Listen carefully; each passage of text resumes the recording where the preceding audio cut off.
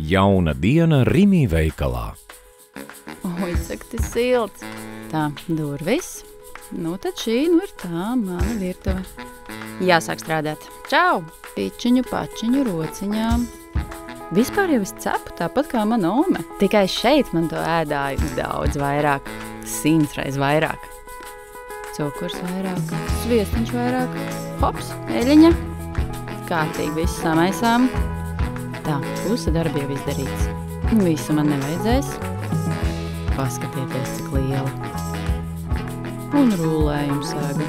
Tagad nedaudz spīdumiņa molam, un tad galvenā zvaigzne kanēlis. Paskatieties, kā viņš tas smuki rulējās. Lielākais kanēļa rullis Baltijā. Tagad sagriežam.